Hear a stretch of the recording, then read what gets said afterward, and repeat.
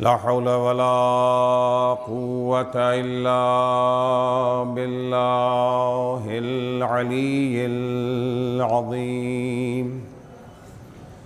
أعوذ بالله من الشيطان اللعين الرجيم. بسم الله الرحمن الرحيم. الحمد لله والصلاة والسلام على رسول الله وعلى آله آل الله لا سيما بقية الله ولعنة الله على أعدائهم أعداء الله من يومنا هذا إلى لقاء الله. أما بعد فقد قال الله: يا أيها الذين آمنوا قوا أنفسكم وأهليكم نارا وقودها الناس والحجارة عليها ملائكة غلاظ شداد لا يعصون الله ما أمرهم ويفعلون ما يؤمرون. صلوات پڑھیں گے محمد.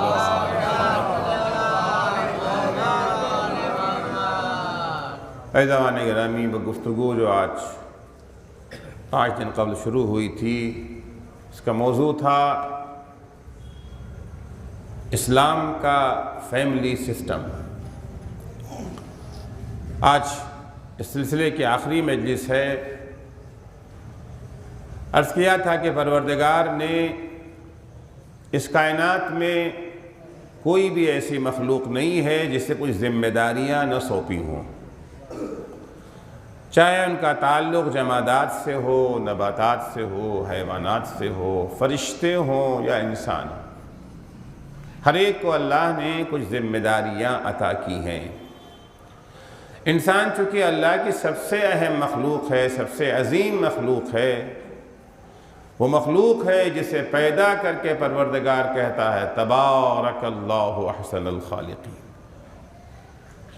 تو جن کے رتبے ہیں سوا، ان کو سوا مشکل ہے. انسان کی ذمہ داریاں بھی دوسروں کے مقابلے میں بڑھ کے ہیں.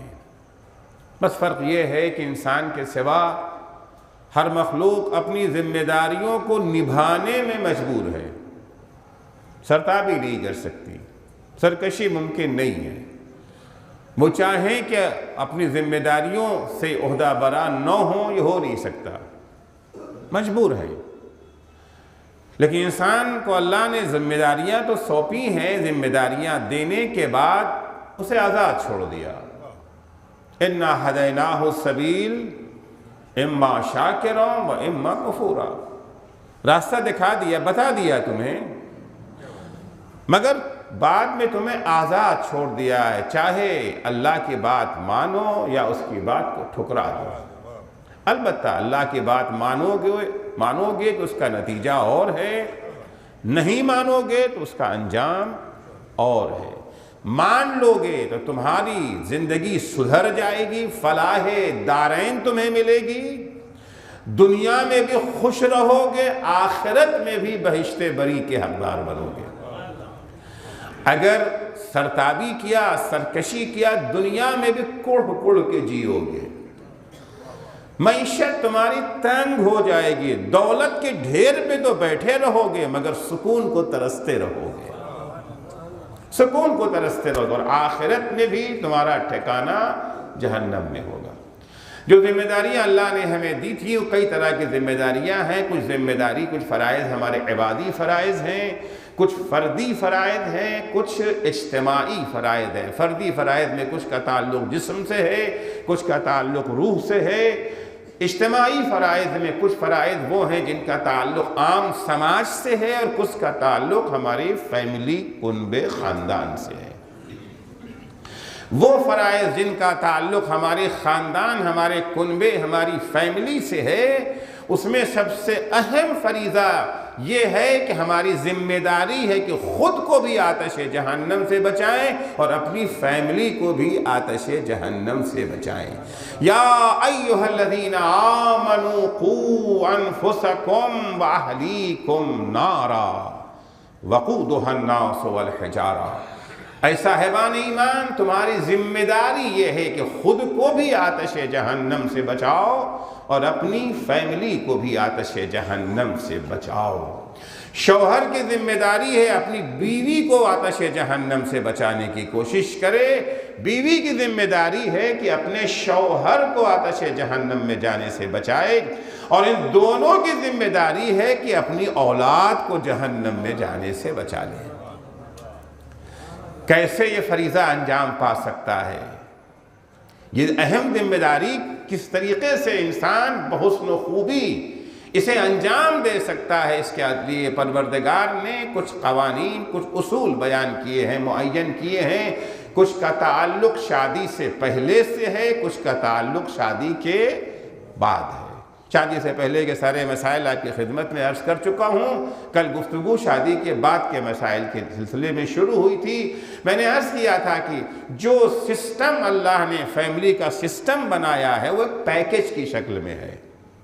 کچھ کا تعلق جو ہے قانون فطرت سے ہے، کچھ کا تعلق قانون شریعت سے ہے. قانون شریعت میں بھی کچھ واجبات ہیں، کچھ مستحبات ہیں. جب تک اس پورے پیکیج کو ایک نظر سے نہ دیکھیں گے تب تک اسلام کا نظام سمجھ میں نہیں آئے گا، اور نہ وہ نظام کارآمد ہو سکتا ہے. اگر ٹکڑے ٹکڑے کر کے دیکھیں گے اسے تو یہ سسٹم کارآمد نہیں ہوگا. کارآمد کب ہے؟ ہمارے یہاں مشکل یہی ہے کہ ہم اسلام کے کسی ایک ٹکڑے کو لے لیتے ہیں. کبھی شوہر اپنے حق والی حدیث لے لیتا ہے، کبھی بیوی اپنے حق والی حدیث لے لیتی ہے، اور دونوں سمجھتے ہیں کہ ہم حق پر ہیں. نہیں، اگر نؤمنو ببعض و نکفرو ببعض کی صورت ہے، کچھ لے لیں گے کچھ چھوڑ دیں گے. عزیزوں، کبھی بھی یہ مفید فائدہ نہیں ہے. ڈاکٹر کے نسخے پر اگر مکمل عمل کریں گے تب امید شفا کی رکھی جا سکتی ہے. لیکن اگر جو ہے انتخاب کر لیا، یہ کریں گے یہ نہ کریں گے، شربت میٹھا میٹھا ہے لے لیں گے، انجیکشن نہیں لگائیں گے، یا دوائیں کھانا آسان ہے پرہیز مشکل کام ہے، نہیں، کام نہیں چلے گا جب تک پورا پیکیج نہ لیں گے. اسی طریقے سے اسلام کا فیملی سسٹم تبھی فائدہ اس سے حاصل ہو سکتا ہے، اور تبھی وہ بات عقل میں سما سکتی ہے جب پورے نظام کو ایک نگاہ میں دیکھیں. عرض کیا تھا کہ خداوند متعال نے فیملی سسٹم جو بنایا ہے اس کی بنیاد محبت پر رکھی ہے. بنیاد اور اساس محبت پر ہے. چنانچہ پروردگار کا ارشاد ہے وَمِنْ آیَاتِهِ أَنْ خَلَقَ لَكُم مِّنْ أَنفُسِكُمْ أَزْوَاجًا. اللہ کی نشانیوں میں سے ایک نشانی یہ ہے کہ اللہ نے تمہیں میں سے تمہارا جوڑا پیدا کیا. کاہے کے لیے؟ تسکنوا الیہا، تاکہ ایک دوسرے کے لیے سکون کا سامان فراہم کر سکو. شوہر بیوی کو سکون پہنچا سکے، بیوی شوہر کو سکون پہنچا سکے. شادی کا ایک مقصد یہ تھا، وہ یہ تھا. البتہ 4 مقاصد بیان کیے تھے، سب کو دہرانا نہیں چاہتا یہاں کے اوپر. اس کے بعد قرآن کہتا ہے وَجَعَلَ بَيْنَكُمْ مَوَدَّةً وَرَحْمَةً. اللہ کی نشانیوں میں سے ایک نشانی یہ ہے کہ اللہ نے 2 اجنبیوں کے درمیان محبت قائم کر دی. محبت اللہ نے قائم کر دی، حفاظت ہماری ذمہ داری ہے. اگر یہ رشتہ محبت قائم رہے گا تو فیملی نظام، فیملی سسٹم کامیاب رہے گا. لیکن اگر خدا نخواستہ یہ ڈیمیج ہو گیا، جس طریقے سے پوری کائنات کے نظام کو اللہ نے قانون جاذبہ پر رکھا ہے نا، گریویٹی کا قانون، اگر قانون جاذبہ ختم ہو جائے تو یہ کائنات تباہ ہو جائے گی. اسی طرح سے اگر فیملی سسٹم سے محبت کو نکال دیا گیا۔ اگر قانون محبت کو نکال کے صرف قانون شریعت کے سہارے چلنا چاہیں گے تو گاڑی آگے نہیں بڑھ سکتی ہے۔ قانون شریعت میں بھی واجبات کو بھی نگاہ میں رکھیں اور مستحبات کو نگاہ میں۔ کل عرض کیا تھا کہ اس خانہ محبت کی حفاظت عبادت ہے اور اس کی تخریب گناہ ہے۔ اور یہاں تک گفتگو پہنچی تھی کہ کیسے اس محبت کو باقی رکھا جا سکتا ہے، وہ کون کون سی چیزیں ہیں جس سے محبت کو تقویت ملتی ہے اور وہ کون سی چیزیں ہیں جس سے محبت ڈیمیج ہوتی ہے، محبت نفرت میں تبدیل ہونے لگتی ہے، ان کا اگر دھیان رکھا جائے۔ اسلام نے یہ جو ہے ان چیزوں کی نشاندہی کر دی ہے، وہ ساری چیزیں جس سے محبت میں استحکام پیدا ہوگا زن و شوہر کے درمیان، اسے اللہ نے واجب یا مستحب قرار دیا ہے، اور وہ ساری چیزیں جس سے محبت کمزور پڑ جاتی ہے اسے حرام یا مکروہ قرار دیا ہے، اس سے دور رہنے کی دعوت دی گئی ہے۔ سب سے پہلے عرض کیا تھا کہ اگر محبت کو چاہتے ہیں کہ مستحکم رہے، جو محبت اللہ نے ڈالی تھی، جو پہلے دن شوہر کے سلسلے میں بیوی کے دل میں تھی، بیوی کے دل میں شوہر کے سلسلے میں ہے، شوہر کے دل میں بیوی کے سلسلے میں، اگر اسے قائم رکھنا چاہتے پہلی چیز یہ ہے کہ توقعات ایک دوسرے سے کم کریں، زیادہ توقع نہ رکھیں ایک دوسرے سے۔ دوسری چیز یہ عرض کی تھی کہ ایک دوسرے کے ہاں کمیاں ڈھونڈنے کی کوشش کرنے کے بجائے ایک دوسرے کی خطاؤں پر پردہ ڈالنے کی کوشش کریں، عفو و بخشش سے کام لیں، محبت میں اضافہ ہوگا۔ تیسری چیز جو عرض کیا تھا وہ یہ تھا کہ ایک دوسرے پر اپنی برتری جتانے کی کوشش نہ کریں، تفاخر کی کوشش نہ کریں۔ چوتھی چیز جو بیان کیا تھا وہ یہ تھا کہ جو کچھ بھی کر رہے ہیں ایک دوسرے کے ساتھ، جو ایک دوسرے کی جو خدمت کر رہے ہیں، ایک دوسرے سے صلے کی امید نہ رکھیں، صلہ اللہ سے مانگیں۔ نہ شوہر کو بیوی سے امید ہو کہ ہم نے جو خدمت کی ہے اس کے بدلے میں ہم نے اتنا مہنگا کپڑا لا کر کے آدھی تنخواہ لگا دی ان کے کپڑے میں، ایک شکریہ کا لفظ بھی زبان پہ نہیں آیا۔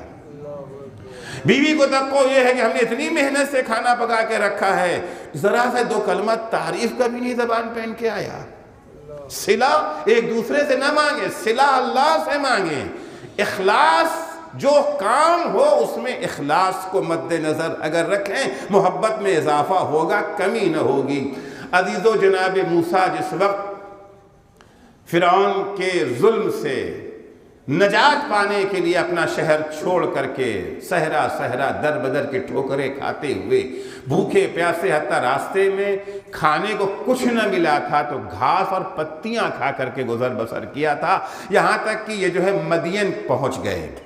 وہاں جب کنویں کے پاس پہنچے تو کیا دیکھا ہے کہ کنویں بھیڑ لگی ہوئی ہے، ظاہر سی بات ہے مرد ہر جگہ اپنی طاقت کا اظہار کر ہی لیتے، بیچاری عورتیں پانی انہیں بھی بھرنا ہے، گھر لے کر کے جانا ہے۔ دو لڑکیاں ہیں جو شرم و حیا کی پیکر ہیں، ایک کونے میں کھڑی ہوئی ہیں، طاقتور لوگ پانی بھر رہے ہیں، لے جا رہے ہیں، یہ بیچاریاں کھڑی ہوئی ہیں۔ اب جناب موسیٰ نے مظلوم کو دیکھا، چونکہ قانون خدا، دین خدا مظلوموں پر ظلم ہوتے دیکھ نہیں سکتا ہے، مظلوموں کی مدد کا خدا حکم دیتا ہے۔ جناب موسیٰ نہیں پہچانتے یہ کون ہے، نہیں جانتے یہ کون ہے، دو لڑکیاں ہیں، بہرحال شرم و حیا کی پیکر آئے، پوچھا آپ لوگ پانی کیوں نہیں بھر رہی ہے؟ کہا کیسے بھریں گے، یہ مرد جب کچھا میں آپ کے لیے پانی بھر دیتا ہوں۔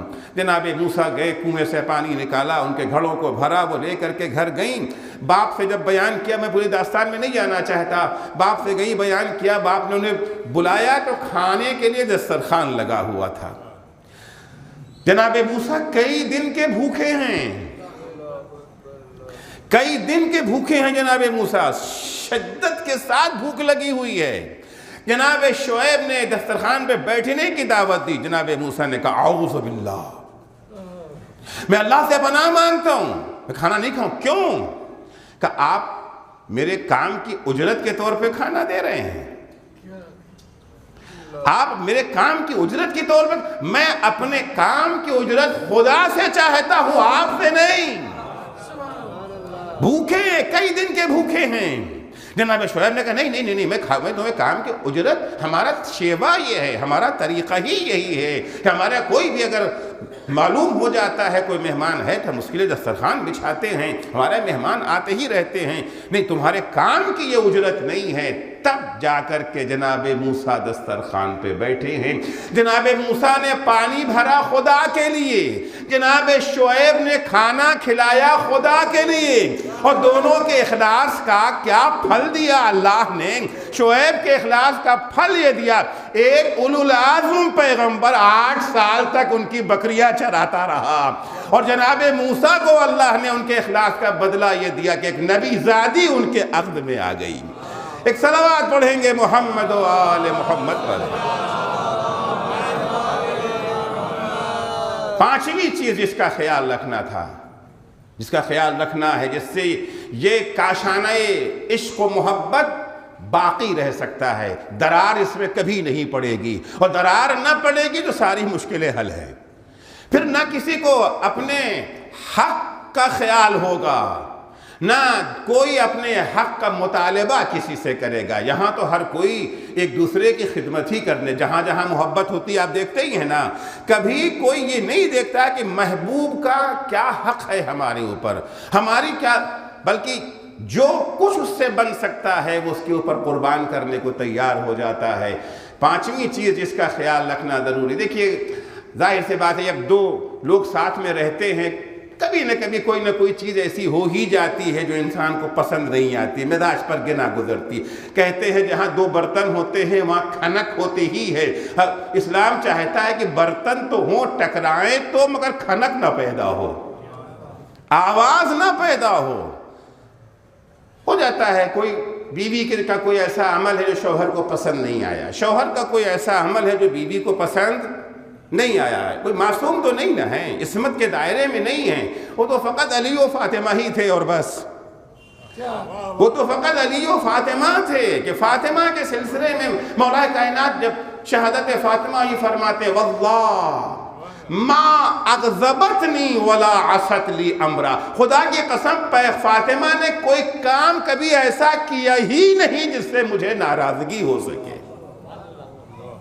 کبھی ناراضگی ہو سکے، اور یہی حال جناب فاطمہ کا بیان ہے مولا علی کے سلسلے میں۔ لیکن ہم جیسے عام انسان جو ہیں یقیناً کچھ نہ کچھ چیزیں ایسی ہو جاتی ہیں بیوی کی طرف سے جو شوہر کو پسند نہیں ہے، شوہر کی طرف سے جو بیوی کو پسند نہیں ہے۔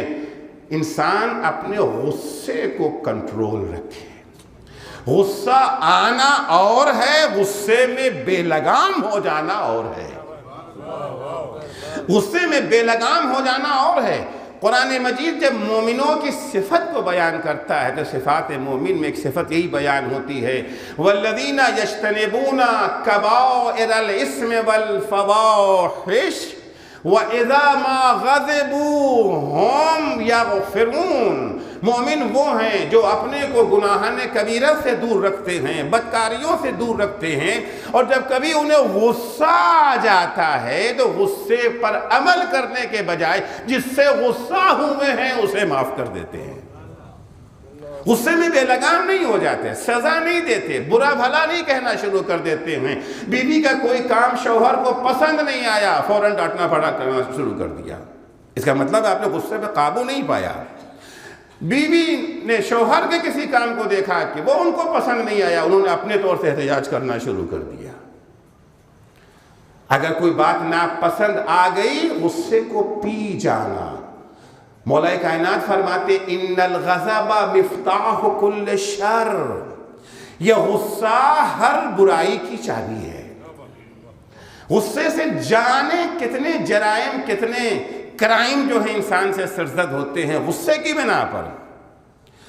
ایک جگہ فرماتے ہیں کہ الحدۃ ضرب من الجنون، غصہ پاگل پن کی ایک قسم ہے۔ فَإِنَّ صَاحِبَهَا يَنْدُمْ، دلیل یہ ہے کہ یہ غصہ اتر جاتا ہے تو غصے والا شرمندہ ہوتا ہے نا، اب بھائی معاف کرنا غصے میں تھے کچھ کہہ گئے ہم، یعنی کیا مطلب غصے میں تھے کہہ گئے، یعنی اس وقت ہماری عقل کام نہیں کر رہی تھی۔ یہ ندامت پشیمانی دلیل ہے کہ جب وہ عمل انجام پایا تھا تو اپنے ہوش و حواس کھو بیٹھے تھے۔ وَإِن لَمْ يَنْدُمْ، بعض ایسے ہوتے غصے میں اول فول بکتے بھی اور پشیمان بھی نہیں ہوتے ہیں۔ وَإِن لَمْ يَنْدُمْ فَجُنُونُهُ مُسْتَحْكَمْ، دیوانگی دو طرح کی ہوتی ہے نا، ٹیمپریری اور یہ جو ہے پرماننٹ، کبھی عارضی اور دائمی، دو طرح کی ہوتی ہے۔ اگر غصے کے بعد ندامت ہو گئی، شرمندگی ہے، تو پتہ چلا یہ غصہ عارضی تھا، ٹیمپریری غصہ تھا، ٹیمپریری پاگل پن تھا۔ لیکن اگر شرمندگی بھی نہیں ہو رہی ہے، اپنی بات پہ اڑے ہوئے ہیں، تو جنون دائمی ہے۔ یہ پاگل پن جو ہے یہ پرماننٹ پاگل پن ہے، ان کو بھیجنے کی ضرورت ہے پاگل خانے میں بھی، گھر میں رکھنے کے قابل نہیں رہ گئی ہے۔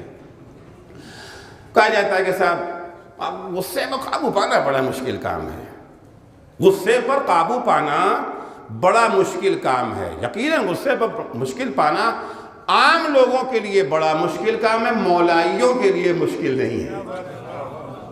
مولا فرماتے ہیں کہ لیس منا، لیس منا، جو غصے میں بے قابو ہو جاتے ہیں، غصے میں پاگل ہو جاتے ہیں، غصے میں آپا کھو بیٹھتے ہیں، یا تو اپنے کو کنٹرول کر لیں ورنہ مولائیت سے استعفیٰ دے دیں، دو میں سے ایک کام کرنا پڑے گا۔ مولا فرماتے لیس منا، لیس منا من لم یملک غضبا، وہ ہمارا ہے ہی نہیں جو اپنے غصے پر قابو نہ پا سکے، وہ ہمارا نہیں ہے جو اپنے غصے پر قابو نہ پا سکے۔ جناب قنبر غلام امیر المومنین، کسی نے قنبر کو کچھ برا بھلا کہہ دیا، گالی دے دیا، قنبر کو کسی نے گالی دیا، قنبر غصے میں اور چاہا کہ اس کو سزا دے، جواب دے اس کا۔ اب یا گالی کا جواب گالی سے دے، گالی کا جواب تھپڑ سے دے، اینٹ کا جواب پتھر سے دے، پتھر کا جواب لوہے سے دے، ہوتا ہے نا۔ جیسے ہی قنبر نے چاہا، فوراً مولا نے کہا مہلن یا قنبر، ٹھہر جاؤ یا قنبر، دع شاطمک، دع، اپنے گالی دینے والے کو چھوڑ دو، غصہ پی جاؤ، غصے پہ قابو پا جاؤ۔ کیوں؟ ترضی الرحمن، اگر تم نے اینٹ کا جواب پتھر سے نہ دیا، غصے کو پی گئے، غصے میں ریاکشن نہیں دکھایا، ترضی الرحمن، خدا کو راضی کرو گے، خدا کو خوش کرو گے، وَتُسْخِطُ الشَّيْطَانَ، شیطان کو ناراض کرو گے، وَتُعَاقِبْ عَدُوَّكَ، اپنے دشمن کو جس نے گالی دی سزا ہی دینا چاہتے ہو نا، اس سے بڑی سزا اور کچھ نہیں ہو سکتی ہے کہ اپنے غصے کو پی جاؤ۔ تُعَاقِبْ عَدُوَّكَ، اس کے بعد مولا قسم کھا کے کہتے فَوَالَّذِي فَلَقَ الْحَبَّ وَبَرَأَ النَّسَمَاءَ مَا أَرْضَى الْمُؤْمِنُ رَبَّهُ بِمِثْلِ الْحِلْمِ، قسم اس ذات کی جس نے دانے کو شکافتہ کیا ہے، قسم اس ذات کی جس نے انسان کو پیدا کیا ہے، مومن جتنا حلم و بردباری اور غصے پر قابو پا کر کے اپنے پروردگار کو خوش کرتا ہے، دنیا کا کوئی عمل ایسا نہیں ہے جو اتنا اللہ کو خوش کر سکے۔ وَمَا أَسْخَطَ الشَّيْطَانُ بِمِثْلِ الصَّمْتِ، اور کوئی عمل مومن کا شیطان کو اتنا خفا نہیں کرتا ہے جتنا حلم و بردباری اور غصے پر قابو پا جانا ہے۔ وَمَا عُوقِبَ الْأَحْمَقُ بِمِثْلِ السُّكُوتِ، اس کی جو ہے بد زبانی اور بد کلامی کے مقابلے میں جب مومن خاموشی اختیار کر لیتا ہے، اس احمق دشمن کے لیے اس سے بڑی کوئی سزا نہیں ہو سکتی ہے۔ اب مسئلہ یہ ہوتا ہے، بہت سے لوگ کہتے ہیں کیا کرے، وہ قابو نہیں ہو پاتا ہے، غصے پہ قابو چاہتے ہیں قابو پانا، ہو نہیں پاتا ہے۔ مذاق مت کیجئے، مذاق مت کیجئے، خوب قابو پانا آپ جانتے ہیں، اور خوب قابو کرتے ہیں غصے کو، ایسا نہیں ہے، غصے پہ خوب قابو پا جاتے ہیں۔ جب آفس میں کام کر رہے ہیں، ایسا آفس ہے جہاں پیکیج بڑا اچھا ملا ہے، اچھی والی نوکری جو عام طور سے ہاتھ نہیں آتی ہے، 15 لاکھ 20 لاکھ روپے سالانہ کا پیکیج ملا ہے، کہاں ملتا ہے اتنا پیکیج؟ باس ہے، مگر باس ذرا سا بد مزاج قسم کا بھی ہے، تم لوگ مزاج ہے، الٹا سیدھا کہہ بھی دیتا ہے، تو وہاں کیا کرتے ہیں؟ فوراً یہ جو جواب دیتے ہیں اس کا غصہ آتا ہے کہ نہیں آتا ہے؟ غصہ تو آئے گا، فطرت انسان میں غصہ ہے۔ بیٹھے آفس میں کام کر رہے تھے، اپنے ٹیبل پہ بیٹھے کام کر رہے تھے، اور ٹیبل کے اوپر ایک بڑا اینٹک گلاس جو ہمارے پردادا کے زمانے کا تھا، سینے سے ہم ہمیشہ اس کو جو ہے وہ لگائے رہتے تھے، یادگار بھی ہے، قیمتی ہے بھی، ٹیبل پہ رکھا تھا۔ باس آیا، کوئی فائل دینے کے لیے کچھ کرنے کے لیے اس کا ہاتھ لگا اور گلاس گر کے ٹوٹ گیا. گلاس گر کے ٹوٹ گیا. اگر کسی اور سے ٹوٹا ہوتا غصہ تو آئے گا نا. ارے باس نے کہا تمہارا گلاس ٹوٹ گیا. نہیں سر کوئی بات نہیں کوئی بات نہیں. اب جانتے ہیں اگر یہاں وہ غصہ دکھائیں گے تو کان پکڑ کے نکال باہر کر دے گا. کان پکڑ کے نکال. اچھا وہیں کے اوپر 6 آنے کا گلاس رکھا تھا میز کے اوپر, معمولی سا گلاس.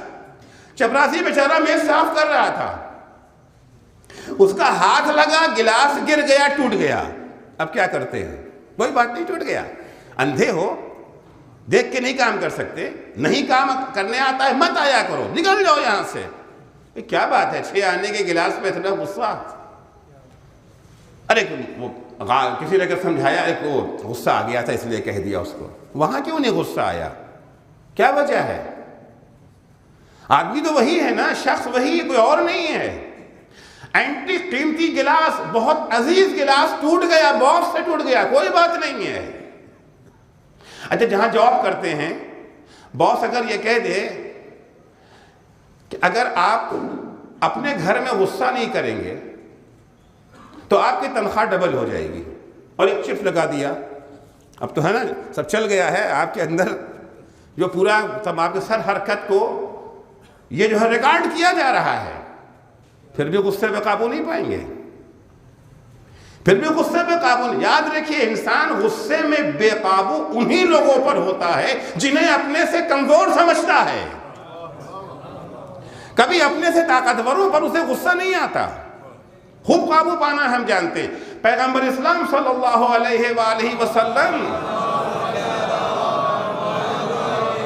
غصے پہ قابو پانے کا طریقہ سکھا رہے ہیں. کیسے تم غصے پر قابو پا سکتے ہو؟ پیغمبر فرماتے ہیں لا تغضب, اول تو غصہ نہ کرو, اور اگر غصہ ہو گیا فَإِذَا غَضَبْتَ فَاقْعُدْ, تو بیٹھ جاؤ, کھڑے ہو تو بیٹھ جاؤ, بیٹھ جاؤ. وَتَفَكَّرْ فِي قُدْرَةِ الرَّبِّ عَلَى الْعِبَادِ, دیکھو طاقتور کس طرح سے معاف کرتا ہے. کمزور تو معاف کر ہی دیتا ہے نا, کمزور کو تو غصہ آتا ہی نہیں ہے. پھر تو طاقتور اللہ کی قدرت کے بارے میں غور کرو کہ بندوں سے کے مقابلے میں اللہ کتنا قدرت والا ہے. فی قدرت الرب علی العباد وحلمہ عنہم, اور یہ دیکھو کہ بندے کیسی کیسی حرکتیں کرتے ہیں, جیسی جیسی حرکتیں بندے کرتے. اگر خدا بھی اپنے غضب کے مطابق عمل کرنے لگے تو کوئی ایک انسان روئے زمین پر باقی بچے گا؟ وہ قدرت والا رب جب اپنے معمولی بندوں کو معاف کر سکتا ہے, تم کیوں نہیں معاف کر سکتے ہو ایک دوسرے کو؟ اگر ایک دوسرے کی خطاؤں سے چشم پوشی کیوں نہیں کر سکتے ہو؟ یہ کہنا کہ ہم قابو نہیں پا سکتے ہیں. قابو پانا چاہو تو خوب قابو پا سکتے ہو. تو 5ویں چیز جو تھی اس سلسلے میں وہ یہ ہے کہ غصے پر قابو پانا, غصے میں بے لگام نہ ہو جانا. اور غصے میں لگام اسی وقت لگا سکتا ہے انسان جب سوچے, غور کرے, اس کے انجام پہ غور کرے کہ انجام کیا ہوگا. اگر ہم اپنے غصے میں بے قابو ہو گئے شوہر بیوی کے سلسلے میں یا بیوی شوہر کے سلسلے میں, نتیجہ کیا ہوگا؟ یہ کاشانہ محبت تخریب ہو جائے گی, اس کی خراب ہو جائے گا یہ کاشانہ محبت. اور کاشانہ محبت خراب ہوا نہیں, دنیا کا کوئی قانون پھر انہیں کنٹرول نہیں کر سکتا ہے. 6ٹھی چیز اس بات کا خیال رکھنا بہت ضروری ہے, ایک دوسرے سے گفتگو کرتے وقت اچھے الفاظ کا انتخاب کریں. کبھی کبھی یہ ہو جاتا ہے کہ دوستوں میں کیا ہے, جو چاہا کہ نہیں. اکثر یہ ہوتا ہے کہ ہم یہ سمجھ کے تو اپنے ہیں, اور بعض دفعہ بھونڈے الفاظ, نامناسب الفاظ, یہ ہمیں پتہ نہیں چلتا کہ اس لفظ نے اس کے دل پر کیا اثر کیا ہے. لہذا ہمیشہ یہ ہے کہ گفتگو جس سے بھی کرو, چاہے دوست سے گفتگو کرو, حتیٰ دشمن سے بھی گفتگو کرنا اگر ہے, الفاظ صحیح چنیں, مناسب الفاظ چنیں, نرم گفتگو کریں, محبت بھرے شیریں الفاظ کا استعمال کریں. حتیٰ خدا جب موسیٰ و ہارون کو فرعون کے پاس بھیج رہا ہے نصیحت کے لیے, فرعون وہ ہے جس کے سرکش ہونے کی سند خود خدا دے رہا ہے. اذهبا الى فرعون, موسیٰ و ہارون فرعون کے پاس جو, کون فرعون؟ انہو طغا, وہ فرعون جو سرکش ہے, باغی ہے اس کے پاس جاؤ، وہاں بھی جا کر کے اسے گالی دینا مت شروع کر دینا، فرعون مرد آباد سے آغاز مت کرنا گفتگو کا، قولا لہو قولا لینا، نرم بات کرنا، نرم گفتگو کرنا۔ میں نے پیغمبر کا معجزہ بیان کیا تھا کہ معجزہ پیغمبر یہی تھا کہ پیغمبر لنت لہم، نرم مزاج واقع ہوئے تھے۔ گفتگو جو ہے وہ نرم گفتگو، ایک دوسرے سے کوئی بات بھی کرنا، بڑی سے بڑی بات بھی کرنا ہے، کوئی بات بیوی کے شوہر کو ناپسند آ گئی، احتجاج بھی اگر کرنا ہے، بیوی کو شوہر کی کوئی بات ناپسند آ گئی، اعتراض بھی کرنا ہے، نرم گفتگو، شیریں الفاظ کا انتخاب کرے۔ اگر چاہتے ہیں وہ محبت جو اللہ نے قائم کر دی ہے وہ محبت باقی رہے، اس میں کمی نہ آنے پائے، جو محبت پہلے دن کی تھی وہی محبت موت کی ہچکیاں لیتے وقت تک باقی رہ جائے، اس وقت تک اگر باقی رہ جائے۔ ساتویں چیز جس چیز کا خیال رکھنا ضروری ہے، جس سے محبت قائم رہ سکتی ہے، باقی رہ سکتی ہے، وہ یہ ہے ایک دوسرے کی کبھی توہین اور تحقیر نہ کریں، طعن و تشنیع سے کام نہ لیں، جملے بازی نہ کریں، ایک دوسرے کی توہین تو خیر عام انسانوں کی بھی توہین، عام یہ جو ہے مومنوں کی توہین کے لیے بھی خدا نے منع کیا۔ حدیث قدسی میں ہے من احان لی ولیا فقد حاربنی، جو میرے کسی چاہنے والے کی اہانت کرتا ہے، کسی مومن کی اہانت کرتا ہے، اس نے مجھ سے جنگ کا اعلان کر دیا ہے۔ مومن کی توہین نہیں کیا ہم نے ہے۔ کبھی کبھی ہوتا ہے نا، ہاں دل کی بھڑاس نکل گئی، خوب سنایا آج تو میں نے انہیں، آج تو بھرے مجمع میں ان کو ہم نے بڑے مجمع میں ایسا ذلیل کیا، ایسا ذلیل کیا، دل کی آگ تو ٹھنڈی پڑ گئی نا، مگر جہنم کی آگ بھڑک اٹھی، دل کی آگ ٹھنڈی کر لیا۔ من احان لی ولیا، قرآن مجید میں کس طریقے سے شوہر کو بیوی کے ساتھ برتاؤ کرنا چاہیے، عاشروہن بالمعروف، عاشروہن بالمعروف، اپنی بیوی کے ساتھ، اپنی زوجہ کے ساتھ اچھا، نیک، عزت اور احترام کا برتاؤ رکھو، عزت و احترام کا برتاؤ رکھنا چاہیے۔ وہ مغربی تہذیب ہے کہ جو اپنے ہو جاتے ہیں پھر ان کے اندر جو آداب ساقط ہو جاتے ہیں، آداب ساقط ہو جاتے ہیں۔ اب پہلے آپ سے بات کرتے تھے، اب تم سے بات کریں گے، وہی جو ایک دوسرے سے پہلے سے آپ سے، نہیں اب تو اپنے ہو گئے نا، اب آپ ختم کرو، منع کیا جاتا نہیں، آپ نہیں، اب تم چاہیے۔ اسلامی تہذیب نہیں ہے۔ اسلامی تہذیب میں ہے کہ ایک دوسرے کو ادب سے، عاشروہن بالمعروف، اچھے سے، عزت سے، احترام سے ایک دوسرے سے بات کرو۔ البتہ ہو سکتا ہے وہ بیوی وہ ہے جو تمہیں پسند نہیں ہے، انہی کے بارے میں کہا جا رہا ہے، جو پسند ہے وہ تو خود ہی آپ کیا برتاؤ اچھا رہے گا، ان بیویوں کے بارے میں ہے، ان شوہروں کے بارے میں جو پسند نہیں ہیں۔ عرض کیا نا، اب تو شادی ہو گئی، جو ملنا تھا وہ بہرحال مل گئی، تلاش کیا تھا یا بغیر تلاش کے جو بھی تھا، وہ جو شادی سے پہلے دیکھنے کی چیزیں تھی، دیکھا کہ نہیں دیکھا، اب تو شادی ہو گئی ہے۔ قرآن کہتا ہے عاشروہن بالمعروف فإن کرہتموہن، اگر انہیں تم ناپسند کر رہے ہو پھر بھی تم ان کے ساتھ احترام سے پیش آؤ۔ عَسَىٰ أَن تَكْرَهُوا شَيْئًا وَيَجْعَلَ اللَّهُ فِيهِ خَيْرًا كَثِيرًا، بہت سی چیزیں ایسی ہوتی تمہیں ناپسند ہیں مگر اللہ نے اسی کے اندر خیر کثیر رکھا ہے۔ اگر ناپسند بھی بیوی ہے، اس کا کوئی عمل ناپسند ہے، کوئی حرکت ناپسند ہے، ٹھیک ہے، آپ اسے سمجھا سکتے ہیں، بیان کر سکتے ہیں، اپنا احتجاج اعتراض پیش کر سکتے ہیں، زبان پہ تالا لگانے کی بات نہیں ہے، لیکن ادب اور احترام کے ساتھ ایک دوسرے کی توہین نہ کریں، ایک دوسرے پر طعن و تشنیع کا سلسلہ جاری نہ رکھیں۔ امام جعفر صادق علیہ السلام فرماتے ہیں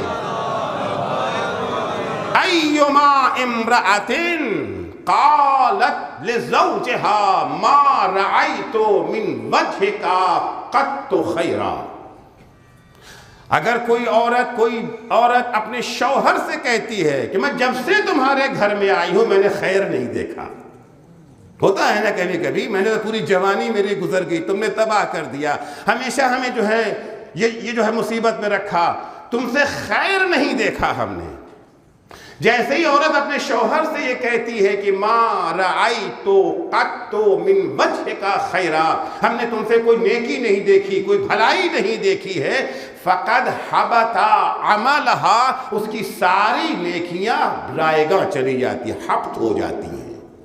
اسلام میں قانون ہے حبط اور تکفیر، یہ والا تکفیر نہیں جو آج کل تکفیری ہیں، کافر قرار دینے والا تکفیر نہیں، ایک حبط ہے، ایک تکفیر ہے۔ حبط یہ ہوتا ہے انسان نے بہت سارے نیک کام کیے ہیں، بہت سارے اچھے کام کیے، کچھ ایسی برائیاں ہیں کہ اگر انسان وہ برائی کر دیتا ہے ساری نیکیوں پر پانی پھر جاتا ہے، ختم، سارا ثواب کا کوٹا ختم۔ بہت کمایا تھا، بہت کمایا تھا، محرم میں ماشاءاللہ بہت ثواب کمایا، کئی ٹن ثواب کما لیا تھا محرم میں، امام حسین پہ روئے رلایا، تبرک بانٹا، سب کا ثواب ہے نا، ثواب حاصل تو کر لیا، بچایا کہ نہیں بچایا انہیں؟ دولت کما لینا اہم نہیں ہے، دولت کمانے سے زیادہ اہم اس کی حفاظت ہے، حفاظت اس کی ضروری ہے۔ حبط عمل ہو جاتا ہے بعض گناہوں کے سبب، اور اسی کے مقابلے میں تکفیر ہے۔ تکفیر کیا ہے؟ بہت سارے گناہ کیے تھے لیکن کوئی ایک ایسا اچھا کام کر دیا، اس اچھے کام کی بنا پر سارے گناہ دھل گئے، سارے گناہ دھل گئے، زندگی بھر گناہوں میں گزر گئی، آخر میں توبہ نصوح کر لیا، سارے گناہ دھل گئے۔ یہی نہیں کہ گناہ دھل گئے بلکہ گناہ ثواب میں تبدیل ہو جاتے ہیں۔ یبدل اللہ السیئات الحسنات، قرآن کی آیت ہے، اللہ برائیوں کو نیکیوں میں تبدیل کر دیتا ہے۔ تو دونوں چیزیں ہیں، حبط بھی ہے، تکفیر بھی ہے۔ وہ عورت جو اپنے شوہر کی توہین کرتی ہے، اللہ اس کے عمل کو حبط کر دیتا ہے، اللہ اس کے عمل کو، البتہ یہ توہین کرنا دو طرح کا ہوتا ہے، کبھی کبھی چھوٹی موٹی توہین کر دیا، کبھی کبھی توہین کر دیا۔ دیکھیے جہاں کہیں کسی نے کسی کی توہین کر دی، اگر ساتھ میں توبہ نہیں ہے، معافی نہیں ہے، تو اس کا عذاب یہ جو ہے بچھو کی شکل میں ہے، قبر سے شروع ہو جاتا ہے سلسلہ۔ کچھ وہ ہیں جن کا عذاب جو ہے صرف قبر کی حد تک محدود رہتا ہے، کچھ کا عذاب آخرت میں بھی محفوظ ہے، جہنم میں جائیں گے وہاں بھی بچھو ساتھ میں، جنت میں جائیں گے وہاں بھی بچھو ساتھ میں۔ یہ بعض افراد وہ ہیں جن کا اور عمل اچھا ہے، ٹھیک ٹھاک ہے، جنت میں جائیں گے مگر یہ بچھو ساتھ میں جائے گا ان کے۔ ایک بڑے عالم دین کے سلسلے میں ملتا ہے، ان کا انتقال ہو گیا، خواب میں ان کو کسی نے دیکھا، آقا کیا حال ہے؟ کہا بھائی سب کچھ ٹھیک ٹھاک ہے، ساری نعمتیں ملی ہوئی ہیں، بس ہر روز ایک بچھو آ کر کے ڈنک مارتا ہے، اس کی تکلیف سے میں دن بھر تڑپتا رہتا ہوں۔ ساری نعمتیں، اور نعمتوں کا جو ہے مزہ ختم ہو جاتا ہے نا۔ اگر آپ بیمار ہیں، اگر آپ تکلیف میں ہیں، کیسا ہی گھر ہو، کتنی اچھا کھانا رکھا ہو، کتنی اچھا بستر ہو، کچھ اچھا لگتا ہے؟ اچھا نہیں لگتا ہے۔ سبب کیا ہے؟ کہ سبب یہ ہے کہ میں نے فلاں بندے مومن کو ایک دفعہ کسی بات پہ غصہ آیا تھا، بھرے مجمع میں انہیں ذلیل کر دیا تھا، ہم نے ان کی توہین کر دی تھی۔ تو اس چیز سے بچنا ہے۔ توہین، اہانت وہ ہے، اہانت انسان کے دل پہ لگ جاتی ہے نا، جس دل میں توہین کی وجہ سے چوٹ لگ گئی تو اس دل میں محبت کہاں باقی رہے گی؟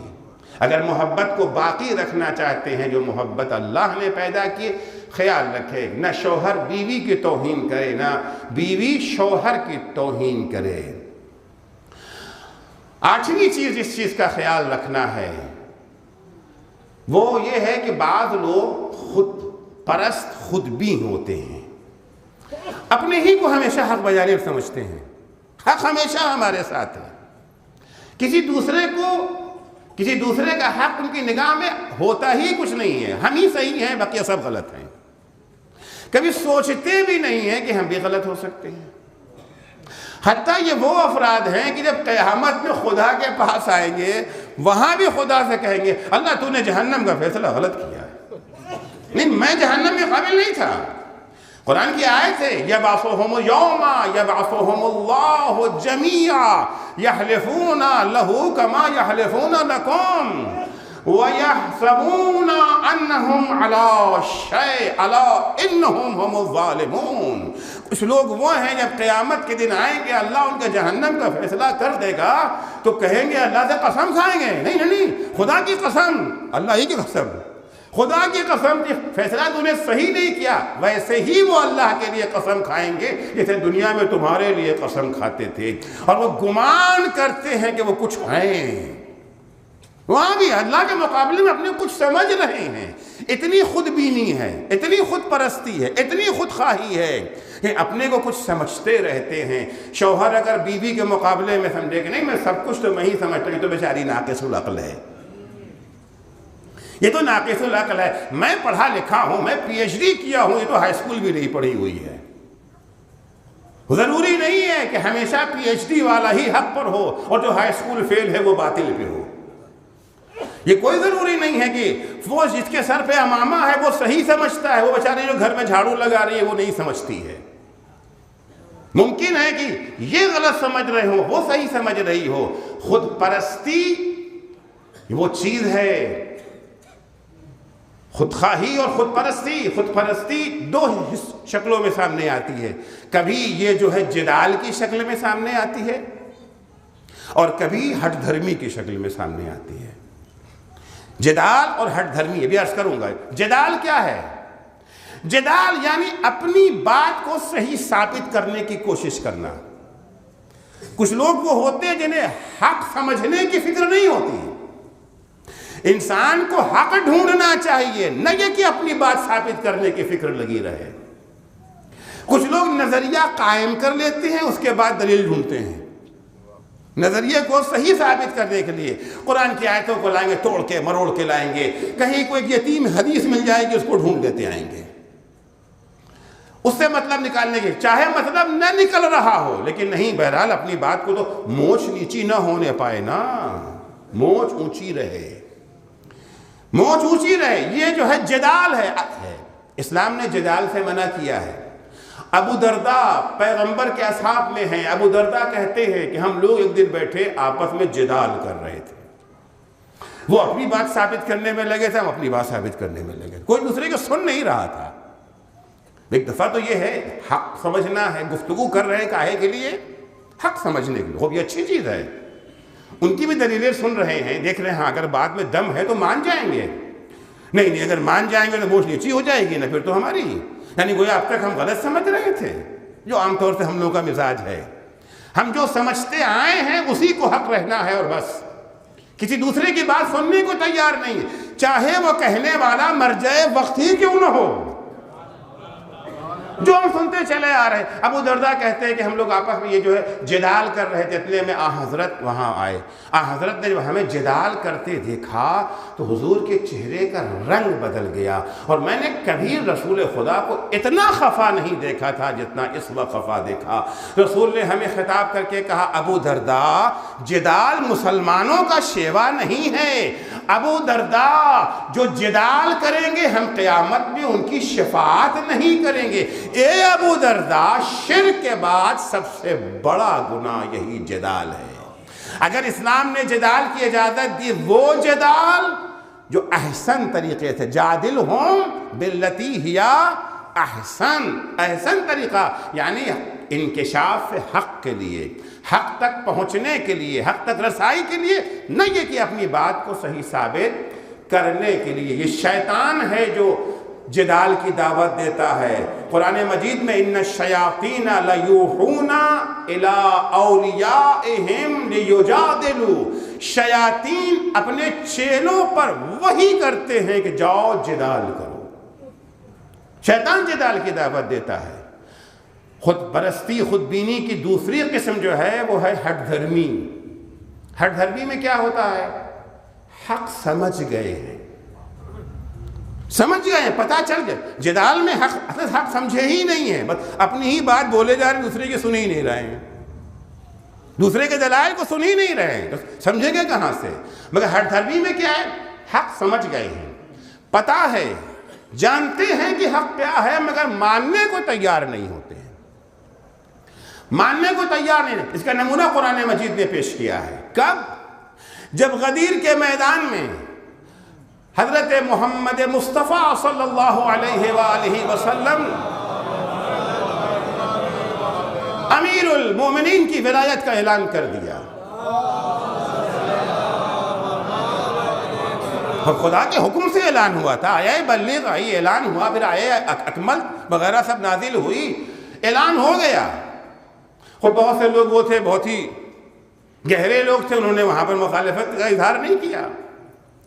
پیغمبر جب وہاں سے واپس آ گئے، حارث ابن نعمان فہری ایک شخص آیا، کہا آپ نے توحید کا پیغام دیا، ہم نے مان لیا، اپنی نبوت کا اعلان کیا، ہم نے مان لیا، جنت و جہنم کہا، مان لیا، نماز کا حکم دیا، مان لیا، روزے کا حکم دیا، سب کچھ مان لیا، ابھی بھی آپ کو سکون نہ ملا، چین نہ ملا، اپنے بھائی کی امامت کا بھی اعلان کر دیا۔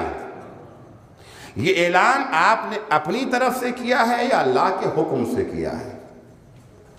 پیغمبر نے کہا ظاہر سی بات ہے، میں کبھی کوئی اپنی طرف سے نہیں کرتا ہوں، حکم خدا ہے اس لیے میں نے کہا ہے۔ یہ سن لیا کہ حکم خدا ہے، حکم خدا ہے علی کی امامت کا اعلان، مان لینا چاہیے تھا نا، بات ختم ہو گئی تھی۔ ہاتھوں کو اٹھاتا ہے، ہاتھوں کو اٹھاتا ہے، ہاتھوں کو اٹھانے کے بعد قرآن کہتا ہے وَيَقُولُ وَإِذْ يَقُولُ اللَّهُمَّ إِنْ كَانَ هَذَا الْأَمْرُ مِنْ عِنْدِكَ، ہاتھوں کو اٹھا کے اے اللہ اگر یہ علی کی امامت کا اعلان تیری طرف سے ہے، اگر یہ تو نے یہ حکم نازل کیا ہے کہ علی کو امام مان لیا جائے، نبی کے بعد علی امام ہیں، فَأَمْطِرْ عَلَيْنَا حِجَارَةً مِّنَ السَّمَاءِ، تو آسمان سے ایک پتھر مجھ پہ نازل ہو جو مجھے ہلاک کر دے، او ائتنا بعذاب علیم، یا کوئی اور دردناک عذاب آ جائے، یعنی ثابت ہو جائے کہ اللہ ہی نے مقرر کیا ہے۔ حق کا انکشاف ہو گیا نا، حق واضح ہو گیا، مگر ہٹ دھرمی علی کو امام ماننے نہیں دیتی ہے، مرنے کو تیار ہیں مگر علی کو امام ماننے کو تیار نہیں ہے۔ صلوات پڑھیں گے محمد و آل محمد پر۔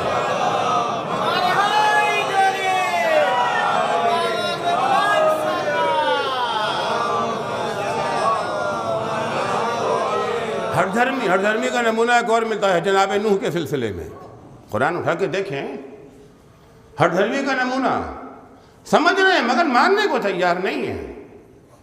جناب نوح یہ 950 سال تبلیغ کی تھی نا، اور تاریخوں میں ملتا ہے کہ 950 سال کے تبلیغ کا نتیجہ 80 مسلمان۔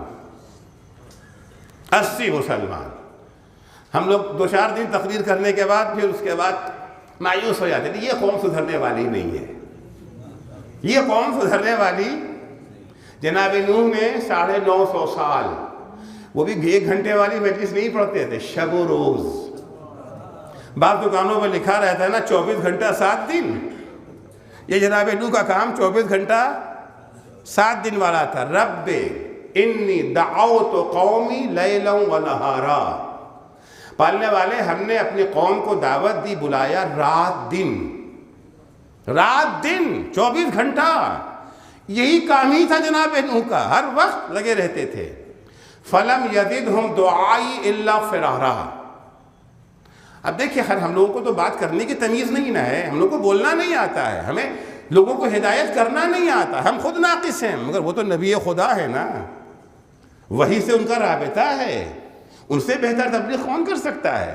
ہدایت کے جو سارے فن ہیں وہ ان کے پاس موجود ہیں، ہم تو جاہل ہیں، ہمارے پاس نہیں ہے، ٹوٹے پھوٹے الفاظ میں اپنی باتیں کہتے ہیں۔ نبی خدا، جلیل القدر نبی، اولو العزم نبی، کہتا ہے کہ فَلَمْ يَزِدْهُمْ دُعَائِي، جتنا ہم انہیں بلاتے ہیں اتنا وہ بھاگتے ہیں، جتنا ہمارے دین کی طرف کھینچتے ہیں اتنا ہی وہ دین سے اور دور ہو جاتے ہیں۔ وَإِنِّي كُلَّمَا دَعَوْتُهُمْ لِتَغْفِرَ لَهُمْ، ہم نے جب انہیں بلایا، کاہے کے لیے بلایا؟ کچھ لینے کے لیے نہیں، دینے کے لیے بلایا، انہیں بلایا کہ تاکہ تو ان کی خطاؤں کو معاف کر دے۔ تو معلوم ہے کیا کرتے ہیں؟ فَجَعَلُوا أَصَابِعَهُمْ فِي آذَانِهِمْ، اپنی انگلیاں اپنے کان میں ڈال لیتے ہیں کہ تمہاری نہیں سنیں گے۔ وَاسْتَغْشَوْا ثِيَابَهُمْ، اور اپنا کپڑا اپنے منہ پہ ڈال لیتے ہیں کہ تمہاری شکل بھی نہیں دیکھے۔ وَأَسَرُّوا وَاسْتَكْبَرُوا اسْتِكْبَارًا، مکمل ہٹ دھرمی سے کام لیتے رہے، حق آشکار ہو گیا۔ بہت سارے نمونے ہیں اس سلسلے میں قرآن مجید میں، ظاہر سی بات ہے کہ وقت ختم ہو رہا ہے، کہاں تک اس کو پیش کریں گے؟ تو ہٹ دھرمی ہے، ہٹ دھرمی ظاہر سی بات ہے کہ محبت، شیشہ محبت میں بال تو آ ہی جائے گا، کاشانۂ محبت میں درار تو آ ہی جائے گی۔ لہذا شوہر کی بھی ذمہ داری ہے کہ جدال نہ کرے، خود پرستی سے اپنے کو دور رکھے، ہر دھرمی چپ ہو جائے، خاموش ہو جائے۔ اگر شوہر اپنی بات کو ثابت کرنے پہ لگا ہے تو بیوی خاموش ہو جائے۔ بیوی اگر اپنی بات کو آج اڑ گئی ہے کہ آج تو صحیح ثابت کر کے رہیں گے، شوہر خاموش ہو جائے وہاں پر۔ اور اگر جو ہے وہ ترکی بترکی بات چلتی رہی تو یہ محبت قائم نہیں رہ سکے گی۔ یہ 8 چیزیں عرض کیا، باتیں تو بہت ساری ہیں کیونکہ وقت ختم ہو گیا ہے، 2 اہم باتیں رہ گئی ہیں، اس کو عرض کر دوں۔ تو جو سب سے بڑا مسئلہ ہوتا ہے ہر گھر میں کہ کس کی کیا ذمہ داری ہے، گھر کا کام کون کرے، گھر کا کام کون کرے۔ خوب مرد چاہتے ہیں کہ گھر کا کام عورت کرے، ہم تو باہر رہتے ہی ہیں، دن بھر کے تھکے ماندے، گھر میں تھوڑی آگے کام کریں گے۔ خواتین بھی کچھ وہ خواتین ہیں جو مغربی تہذیب کے زیر اثر ہیں، اس کے ساتھ کہتے ہیں میں تمہاری کنیز تھوڑی ہوں، میں غلام تھوڑی ہوں، میں لونڈی تھوڑی ہوں۔ اور کچھ وہ جو اسلامی تعلیم سے آگاہ ہو گئی ہیں، وہ بھی کہ اسلام نے تو نہیں کہا ہے کہ شوہر کے گھر میں کھانا پکاؤ، جھاڑو دو، ہماری ڈیوٹی تو نہیں ہے، ہماری کون پکائے گا کھانا گھر میں، یہ گھر کا کام کیسے ہوگا؟ کیا واقعاً اسلام نے عورتوں پر واجب نہیں قرار دیا ہے؟ ہاں، واجب نہیں قرار دیا ہے، لیکن عرض کیا کہ نظام سسٹم پورا پیکج کی شکل میں ہے، پورے پیکج کو دیکھیں گے تب کام چلے گا۔ ایک تو قانون محبت کو دیکھ لیجئے، اگر بیوی کے دل میں شوہر کی محبت ہے، کیا بیوی سے یہ برداشت ہوگا کہ وہ شوہر جو صبح سے شام تک رزق حلال حاصل کرنے کے لیے ادھر سے ادھر مارا پھر رہا تھا، آفس کا تھکا ماندہ آئے اور آتے ہی کچن میں چلا جائے، کھانا پکائے، سارا برتن دھلے، گھر کو جھاڑو پوچھا سب کرے؟ آیا واقعاً اس عورت کا ضمیر قبول کر سکتا ہے اسے، جس کے دل میں محبت ہے؟ اگر محبت نہیں ہے تو بات ہی الگ ہے۔ سب سے پہلے قانون محبت ہے، جعل بینکم مودۃ ورحمہ، اللہ نے محبت اور رحمت قائم کی تمہارے درمیان، اور محبت کو قائم رکھنے کے لیے اصول بیان کر دیے، تعلیمات دے دی، کچھ واجب کی شکل میں، کچھ حرام کی شکل میں، ان چیزوں سے بچو، یہ کام کرو۔ اگر محبت قائم ہے کوئی عورت برداشت ہی نہیں کر سکتی ہے۔ اگر محبت ہے تو پوچھنے کی بات ہی نہیں ہے کہ کھانا پکانا کس کی ذمہ داری ہے، گھر کی دیکھ ریکھ کس کی ذمہ داری ہے۔ عزیزو، اگر صرف اسلام کے واجب قوانین کو آپ نگاہ میں رکھیں گے، آئلی قوانین، 1 مہینہ بھی یہ شادی قائم نہیں رہ سکتی۔ واجب کیا ہے؟ جی ہاں، واجب یہ ہے کہ شوہر اپنی بیوی کا کھانے کا انتظام کرے، اس کے نفقے کا شوہر ذمہ دار ہے۔ بیوی کی ذمہ داری نہیں ہے کہ گھر میں کھانا پکائے، جھاڑو دے، برتن دھلے، کوئی ذمہ داری اس کی نہیں ہے۔ اب سوچئے، اچھا شوہر کے لیے کیا ہے کہ بیوی کا خرچہ پورا ہو، بیوی شوہر کی اجازت کے بغیر گھر سے باہر حرام ہے، اس کے لیے نہیں جا سکتی ہے۔ اب یہی 2 قانون لے لیجئے، دیکھیے کہ کیا یہ نبھا ہو سکتا ہے، یہ گاڑی آگے چل سکتی ہے؟ شوہر صبح سویرے آفس جانے سے پہلے بیوی کا ناشتہ تیار کرے گا، ذمہ داری ہے نا، ان کی ذمہ داری ہے۔ ناشتہ تیار کرتے کرتے گھڑی دیکھا تو آفس کا ٹائم ہو گیا تھا، ناشتہ کیے بغیر، لنچ باکس تیار کیے بغیر بھاگا آفس، وہاں بھی تو جانا ہے نا۔ وہاں پہنچے، 1 گھنٹے کی چھٹی ملی، لنچ کی چھٹی، بھاگے گھر آئے، اور آنے کے بعد بیوی کے آگے کھانا پینا رکھا، دیکھا کہ ٹائم ختم ہو رہا ہے، کھانا کھائے بغیر چلے گئے آفس۔ پھر پلٹ کے شام کو آئے، سارا گندا برتن، جھوٹا برتن رکھا ہوا ہے، سارے برتن کو اس نے دھلا، صاف کیا، فنا کیا، رات کے کھانے کا انتظام کیا، جھاڑو پوچھا، یہ وہ تھک کے چور، اب تو کھانے کا دل بھی نہیں کہہ رہا ہے نا۔ پھر دوسرا دن، یہی دن پھر شروع ہوا، یہ گاڑی کئے دن چلے گی، کئے دن گاڑی چلے گی؟ ٹھیک ہے، بیوی کی ذمہ داری کھانا پکانا نہیں ہے، مگر طلاق دینے کا حق تو شوہر کے حواس ہے کہ نہیں ہے؟ کیا کرے گا یہ شوہر؟ طلاق دے کے واپس کر دے گا نا، مہینہ 2 مہینہ بہت سے بات۔ اچھا ادھر سے شوہر نے کہا بیوی جانا چاہے نہیں اپنے باپ سے ملنے کے لیے، نہیں میں نہیں جانے دیتا، میرے بھتیجے کی شادی بالکل نہیں، میرے بھانجے کا عقیقہ ہے ہرگز نہیں، میری بہن بیمار ہے نہیں، عبادت خانہ حسینی مجلس جا رہے ہیں قطعاً نہیں، گھر سے باہر قدم نہیں رکھ سکتی ہو، ہے نا اس کے پاس پاور؟ کیا ایسے گھر میں کوئی عورت رہ سکتی ہے؟ نہیں رہ سکتی، اگر صرف واجب قانون کو دیکھیں گے آپ۔ لیکن جب یہ جو ہے مستحبات کو دیکھیں گے، واجب کے ساتھ جو مستحب، جو اخلاقی تعلیم دی ہے اسلام نے، اسے اگر دیکھیں گے، ملا کے اگر دیکھیں گے، گھر کا کام کون کرے؟ شوہر کرے یا بیوی. جب اسلام کے آئیڈیل جوڑا وجود میں آیا تھا، یعنی امیر المومنین اور حضرت فاطمہ زہرا سلام اللہ علیہا کی شادی ہوئی ہے. پیغمبر شادی کے بعد جب بیٹی کے گھر آئے ہیں تو آنے کے بعد کام کو تقسیم کر رہے. علی گھر کے باہر کا سارا کام تمہارے ذمے، ایندھن لانا تمہارے ذمے، پانی بھرنا تمہارے ذمے، آذوقہ لانا تمہارے ذمے. فاطمہ گھر کے اندر کا سارا کام تمہارے ذمے، گھر کے اندر کا سارا کام تمہارے ذمے. بیوی سن کر کے خوش ہو گئی. خوب اس سے ہم کیا سمجھتے ہیں؟ گھر کے اندر کا کام کسے انجام دینا ہے؟ اس کے بعد حدیث سنیے، پیغمبر اسلام صلی اللہ علیہ وآلہ وسلم سے جناب ام سلمہ سوال کرتی ہیں کہ کیا اگر کوئی عورت اپنے شوہر کی خدمت کرتی، گھر میں جھاڑو پوچھا برتن جو کام ہے اس کام کو انجام دیتی ہے، تو اس کو اللہ کچھ ثواب وواب دے گا کہ نہیں دے گا؟ کچھ اجر ہے یا نہیں؟ ظاہر سی بات ہے وہی خاتون جو گھر میں گھر کا کام کرنے کو تیار نہیں ہیں، جب انہیں آفس میں جاب مل جاتی ہے تو 8 گھنٹہ کم سے کم خادمہ تو بن جاتی ہیں نا. جو باس نے کہا یس باس ہے کہ نہیں ہے، جو بھی ان کی نوکری ہو، جس قسم کی بھی نوکری ہو، جو کام جو ڈیوٹی دی گئی ہے، یس باس یس باس. ہم تو کسی کی نہیں سنتے. ارے تو یہاں باس کی کیوں سن رہی ہیں؟ کہ وہ تنخواہ ملے گی نا، سیلری ہے، تو اگر سیلری ملے تو سن سکتے ہیں نا. یہ شوہر تو تنخواہ نہیں دیتا، کیوں اس کی سنیں ہم؟ باس تنخواہ دیتا ہے، لہذا باس کی سن لیں گے، شوہر کی نہیں سنیں گے. اچھا اگر شوہر نہیں دے رہا کوئی اور دے دے، اگر کوئی اور دے دے تو پھر تیار. اچھا وہی باس اگر کہہ دے کہ تمہیں گھر میں بھی اپنے شوہر کے گھر میں جا کے کھانا بھی پکانا ہے، برتن بھی مانجنا ہے، تنخواہ جو ہے وہ 3 گنا کر دیں گے. اصلاً ہمارے آفس میں کام کرنے کی شرط یہی ہے کہ تم گھر میں کام کرو. اب کام کریں گے کہ نہیں کریں گے؟ اب کام کرنا بھاری ہوگا؟ نہیں ہوگا. اب سنیے، جناب ام سلمہ کہتی ہیں اگر کوئی عورت اپنے شوہر کے گھر میں شوہر کی خدمت کرتی ہے، کام کرتی ہے، تو اس کا کیا اجر کیا ثواب ہے؟ فرماتے ہیں ایما امرأۃ رفعت من بیتها شیئا من موضع الى موضع تريد به اصلاحا الا نظر الله اليها ومن نظر اللہ الیہ لم یعذبہ. پیغمبر فرماتے اگر کوئی عورت اپنے شوہر کے گھر کے اندر کوئی سامان ایک جگہ سے اٹھا کے دوسری جگہ پہ رکھ دیتی ہے، کاہے کے لیے؟ گھر کو سنوارنے کے لیے، گھر کو سجانے کے لیے، گھر کو آباد کرنے کے لیے، تو اللہ اسے نگاہ رحمت سے دیکھنے لگتا ہے. اور اللہ جسے نگاہ رحمت سے دیکھ لے پھر اس پر عذاب نہیں کرتا ہے. ایک صلوات پڑھیں گے محمد و آل محمد پر.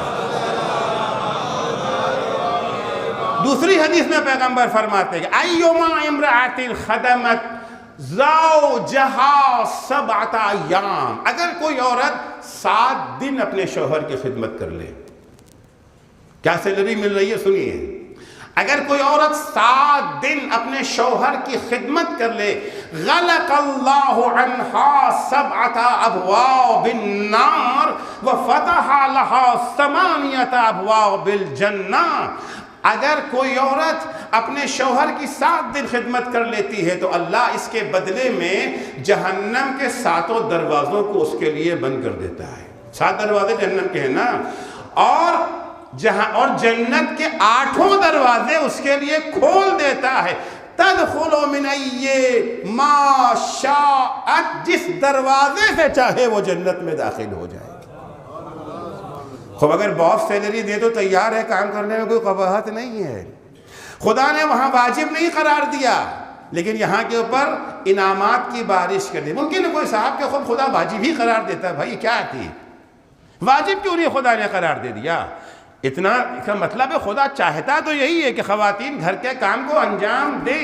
خدا چاہتا یہی ہے، باہر کے کام کو مرد انجام دے، پیغمبر کا آ کے تقسیم کرنا بھی، اور یہ ساری بہت ساری حدیثیں ہیں، مگر وقت نہیں ہے اتنا میں بیان کروں، گھنٹوں لگ جائیں گے تمام حدیثوں کو اگر پیش کروں، 2 نمونہ کافی تھا۔ تو خدا نے واجبی کیوں نہیں قرار دے دیا؟ کہہ دیتا کہ بیوی کی ذمہ داریوں میں سے ذمہ داری یہ بھی ہے کہ شوہر کے گھر میں جھاڑو دے، پوچھا لگائے، کھانا پکا کر کے دے۔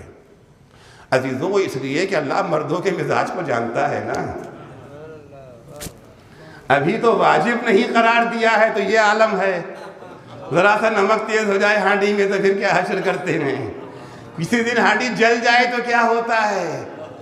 عزیزوں، آپ ہوٹل میں اگر گئے ہیں کھانے کے لیے، ٹیبل پہ کھانا آ گیا، ذرا سا بھی اگر مزاج کے خلاف کوئی چیز ہے، فوراً بیرے کو ڈانٹتے ہیں نا، یہ جو مینیجر کو بلاؤ، یہ کیا کھانا، بیچارہ مینیجر بھی آتا ہے، جی جی یس سر یس سر، ہاں سر آئندہ خیال رکھا جائے گا، کرتے ہیں نا۔ اچھا، اگر کسی نے آپ کو دعوت دی ہے اپنے گھر کھانے کے لیے، اگر واقعاً وہاں زہر حلال ہے، نمک اتنا پڑا ہوا ہے، بدمزہ سے بدمزہ کھانا ہے، کبھی زبان شکایت کھولتے ہیں؟ ارے بھائی کیا کھانا لا کے رکھا ہے، یہ کیا کھلایا ہے؟ صاحب خانہ سے کبھی لڑتے ہیں آپ؟ کبھی لڑتے ہیں؟ نہیں۔ اگر اس نے کہا کہ کیسے، ہاں ہاں ہاں بہت اچھا ہے، یہی بولتے ہیں نا، وہ حلق سے اتر نہیں رہا ہے۔ آپ کھا نہیں، میری تو خوراکی بہت کم ہے، میں تو کھاتا ہی بہت کم ہوں۔ کبھی کہیں گے، اظہار کریں گے کھانا بہت نہیں، آخر کیا بات ہے؟ وہاں ڈانٹتے ہیں، یہاں چپ رہتے۔ وہاں پیسہ دیا ہے نا، حق ہے میرا، وہاں حق ہے میرا، اور یہاں کرم ہے ان کا، یہاں کرم ہے ان کا۔ اگر اللہ واجب قرار دے دیتا تو شوہر حق سمجھتے، جس طرح سے ہوٹلوں میں جا کر کے بیروں کو ڈانٹتے پھٹکارتے ہیں، بیویوں کے ساتھ وہی حشر کرتے۔ حق نہیں قرار، جو ملے چپ چاپ کھا لو، یہ کرم ہے ان کا جو تمہیں کھلا رہے ہیں۔ صلوات پڑھیں گے محمد و آل محمد پر۔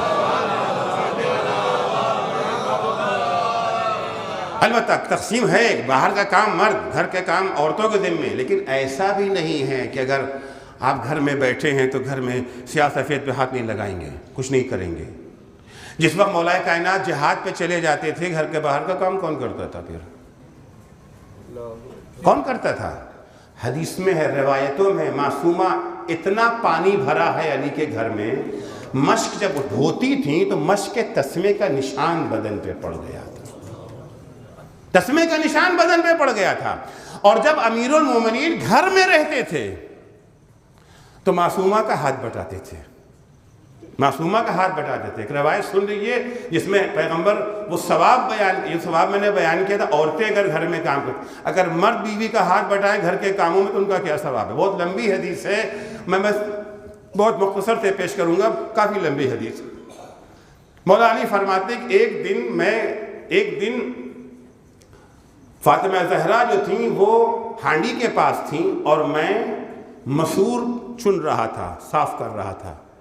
یعنی مولا گھر کے اندر معصومہ کا ہاتھ بٹا، گھر پہ ہے نا آپ، ابھی تھوڑی نہیں ہے کہ جی نہیں بس میری ذمہ داری باہر کی، گھر کی ذمہ داری۔ ان کے گھر آ گئے تو اخبار لے کے بیٹھ گئے، یا یہ جو ہے لیپ ٹاپ کھول کے بیٹھ گئے، فیس بک پہ چلے گئے، واٹس ایپ پہ چلے گئے۔ مطلب نہیں ہے کہ گھر میں کیا حال ہے، چھوٹے چھوٹے بچے، بیوی بیچاری پریشان ہے، بچے کو سنبھالے، کچن کو دیکھے، کیا کرے، مہمان بھی آنے والے ہیں، انہیں اس سے مطلب ہی نہیں ہے۔ گھر کی ذمہ داری بیوی کی ہے، باہر کی ہماری ہے، کام بڑھ گیا، اب ہاتھ نہیں بٹانا ہے۔ مولا علی بیٹھے ہوئے مسور چن رہے ہیں، مسور چن رہے ہیں، اتنے میں پیغمبر آ گئے۔ پیغمبر نے دیکھ لیا علی کو کہ علی مسور چن رہے ہیں، آواز دی پیغمبر نے، یا ابا الحسن۔ مولا کہتے ہیں قلت له لبیک یا رسول اللہ، کہ اسمع منی ما اقول، جو میں کہہ رہا ہوں غور سے سنو، وما اقول الا ما امر ربی، اور میں وہی کہہ رہا ہوں جو کہنے کا میرے پروردگار نے حکم دیا ہے۔ ما من رجل، وہ افراد جو گھر میں کام کرنا شرم کی بات سمجھتے ہیں، زن مرید کہے جائیں گے، جورو کے جو ہے غلام کہے جائیں گے، اگر گھر میں کام کر لیا تو تھوڑا سا ہاتھ بٹا دیا، وہ سنیں، ما من رجل يعين امرأته في بيتها إلا كان له بكل شعرة في بدنه عبادة سنة صيام نهاره وقيام ليلة۔ جب بھی کوئی شخص اپنے گھر میں بیوی کا اس کے کام میں ہاتھ بٹاتا ہے، وہ کام جو علی کر رہے تھے، جب بیوی کا ہاتھ بٹاتا ہے، جس شکل میں بھی ہاتھ بٹانا ہو جائے، برتن دھل دیا، سبزی کاٹ دیا، پیاز کاٹ دیا، اب ہانڈی پکانا تو آتا نہیں نہ ہے، خامخواہ خراب کرنے کے لیے ہاتھ نہ لگائیں، جو کام کر سکتے ہیں اسی میں تخریب نہ کرے، تعمیری تعاون میں، تخریبی تعاون نہیں۔ ما من رجل، جب بھی کوئی شخص اپنی بیوی کا گھر میں ہاتھ بٹاتا ہے، اس کو اللہ ثواب کیا دیتا ہے؟ بدن میں جتنے بال ہیں اس کے، ہر بال کے بدلے میں 1 سال کی عبادت کا ثواب اللہ دیتا ہے، 1 سال کی عبادت کا ثواب دیتا ہے۔ اگر باس کہہ دیتا کہ تمہیں 10 گنا تنخواہ دیں گے، بھاگے بھاگے آتے نا، ہر کام کرنے کو تیار ہو جاتے۔ اللہ کہہ رہا یہ باس تو جھوٹ بھی بول سکتا ہے، نوٹ بندی کا بہانہ بھی کر سکتا ہے کہ پیسہ نہیں ہے ہمارے پاس، لیکن اللہ کیا ہے وہ قادر بھی ہے، صادق بھی ہے۔ اللہ کہہ رہا ہے اگر کوئی شخص اپنے گھر میں بیوی کا کاموں میں ہاتھ بٹاتا ہے، اللہ اس کے بدن میں جتنے بال ہیں ہر بال کے بدلے میں 1 سال کی عبادت کا ثواب دے گا۔ مگر وہ کون سی عبادت، کون سا سال؟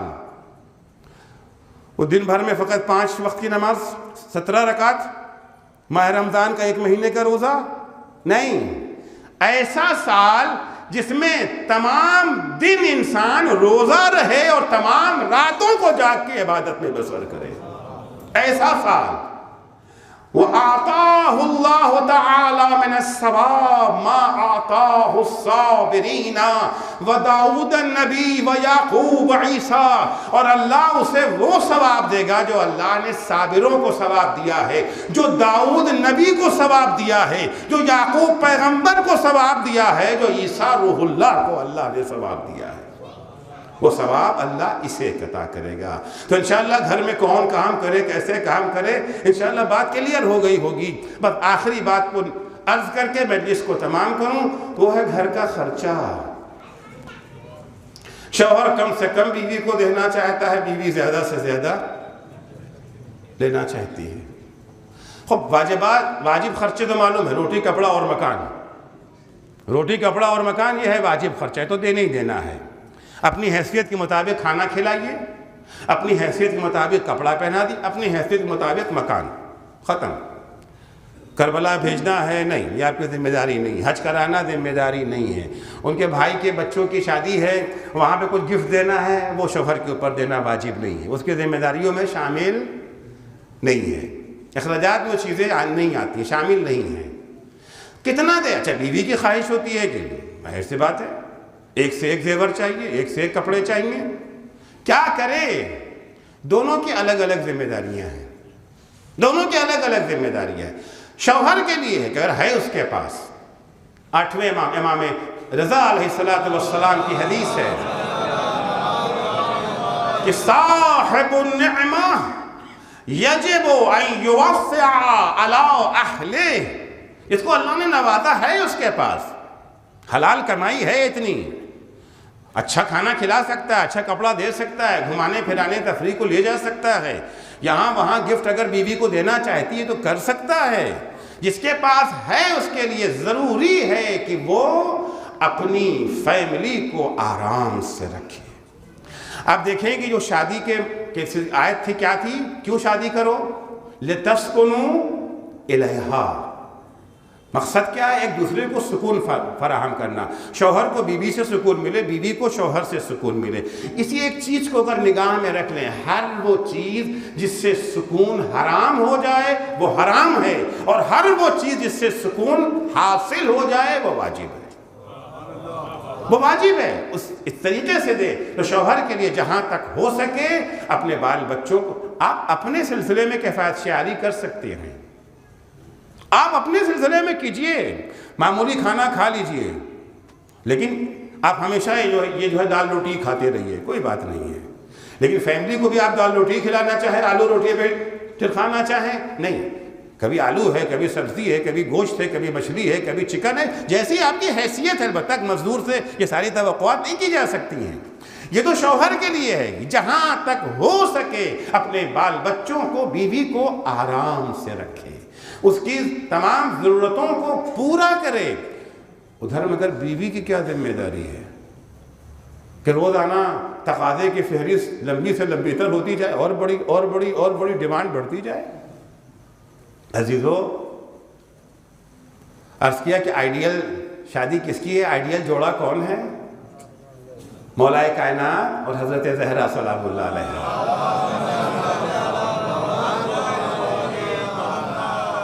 کبھی فاطمہ نے علی سے کچھ مانگا ہی نہیں، گھر میں فاقہ بھی ہو جاتا تھا، اگر مولا لا کے رکھ دیتے تھے تو کھانا پک جاتا، نہیں لاتے تھے تو فاطمہ کہتی بھی نہیں تھی گھر میں کھانے کو کچھ نہیں ہے۔ روایتوں میں ملتا ہے کہ دفعہ 3 دن گزر گئے تھے،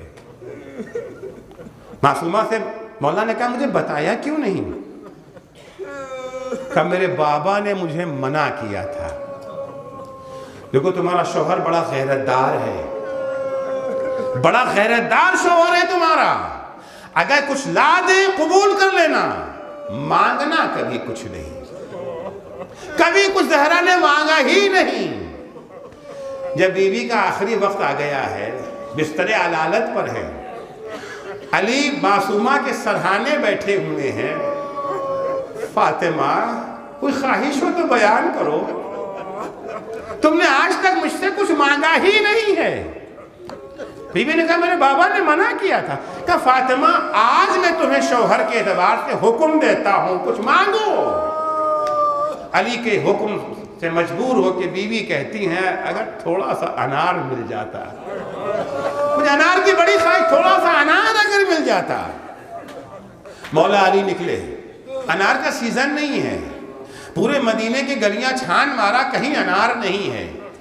پہلی دفعہ زوجہ نے کچھ مانگا ہے، پہلی دفعہ کچھ مانگا ہے۔ کسی نے بتایا کہ یہولا یہودی جو ہے وہ طائف سے انار لایا ہے۔ مولا وہاں پہنچے کہ میں تم سے انار خریدنا چاہتا ہوں۔ یہودی نے کہا میں لایا تو تھا مگر ختم ہو گیا۔ دروازے کے پیچھے اس کی بیوی یہ گفتگو سن رہی تھی، اس نے کہا نہیں ایک انار ہے، وہ میں نے چھپا کے رکھ لیا تھا، ایک انار ہے۔ مولا نے قیمت ادا کی، انار لیا، انار لے کے چلے۔ یہ انار کوئی معمولی انار نہیں ہے، ایک ہی انار ہے، اور یہ وہ انار ہے کہ فاطمہ نے پہلی مرتبہ کچھ مانگا ہے، وہ بھی آخری ایام میں پہلی مرتبہ فاطمہ نے کچھ مانگا ہے۔ علی چل جا رہے تھے کہ اچانک خرابے سے کسی کے کراہنے کی آواز علی کے کان میں آ گئی۔ اب وہ علی ہی کیا ہے جو کسی مظلوم کی کراہ کو سنے اور آگے بڑھ جائے۔ گئے خرابے میں، دیکھ کون کراہ رہا ہے، دیکھا کہ ایک انسان ہے، ضعیف ہے، بیمار ہے۔ علی اس کے سرہانے بیٹھ گئے، شفقت سے پیش آئے، کہا کیا چاہتے ہو؟ کہنے لگا تھوڑا سا انار مل جاتا مجھے، تھوڑا سا انار مل جاتا مجھے۔ اب علی کیا کریں، ایک ہی انار ہے، ایک ہی انار ہے اور نہیں ملے گا، فاطمہ کی پہلی اور آخری خواہش ہے۔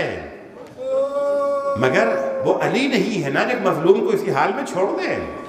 علی نے انار کو 2 حصہ کیا، آدھا انار اسے کھلا دیا اور آدھا فاطمہ کے لیے رکھ لیا۔ وہ کہتا ہے اگر وہ بھی آدھا مل جاتا۔ اب علی اس کی خواہش کو ٹال نہیں سکتے ہیں۔ کبھی علی کے دروازے پہ کوئی سائل نہ تو تھا ہی نہیں نا علی کے ہاں، مولا نے وہ انار بھی اسے کھلا دیا۔ انار کھلانے کے بعد اب علی میں گھر جانے کی ہمت نہیں ہو رہی ہے کہ فاطمہ کو کیا منہ دکھائیں گے، کیا جواب دیں گے۔ فاطمہ پہلی مرتبہ کچھ مانگا ہے، ہمارے کہنے سے مانگا، وہ بھی پورا نہ کر سکے۔ علی جا کر کے مسجد میں سر جھکا کے بیٹھ گئے۔ اے عزیزو، جو اللہ کی راہ میں قدم اٹھاتا ہے اللہ اسے کبھی ذلیل و شرمندہ نہیں ہونے دیتا۔ علی جا کے مسجد میں بیٹھ گئے، کیسے گھر جائیں، اچانک دیکھا امام حسن آ رہے۔ بابا آپ کو مادر گرامی بلا رہی ہے۔ بابا آپ نے انار کا ٹوکرا تو بھیج دیا، خود لائے۔ انار کا ٹوکرا بھیج دیا، خود آپ نہیں آئے۔ امیر المومنین گھر گئے، دیکھا کہ انار کا ٹوکرا رکھا ہوا ہے۔ اے علی، تم نے ایک انار ہماری راہ میں دے دیا، ہم جنت سے تمہارے لیے انار بھیج رہے ہیں۔ کبھی زہرا نے اپنے لیے کچھ نہیں مانگا، کچھ نہیں مانگا، حتیٰ اپنی مصیبتوں کو بھی اپنے شوہر سے کبھی بیان نہیں کیا۔ پسلیاں ٹوٹ گئیں زہرا کی، علی سے نہیں کہا۔ جب در و دیوار کے درمیان پیسی گئی، محسن کی شہادت ہوئی، علی کو نہیں پکارا، فضہ کو پکارا، یا فضہ تو خذینی الیہ۔ کبھی نہیں، اپنے بارے میں کبھی کچھ نہیں کہا۔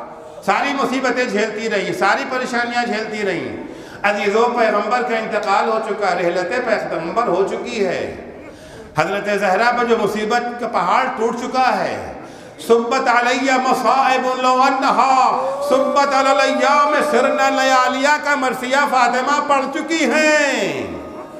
علی گھر میں آئے، آنے کے بعد بی بی کے سرہانے بیٹھ گئے۔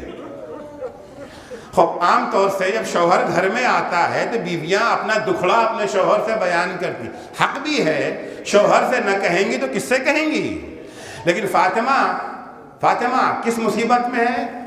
میں 2 دن پہلے عرض کر چکا ہوں، فاطمہ کا عالم یہ ہے کہ اٹھتی ہیں تو دیوار کا سہارا لے کر کے، چلتی ہیں تو عصا کا سہارا لے کے چل رہی ہیں، ہڈی ٹوٹ کے جگر میں پیوست ہے فاطمہ کے۔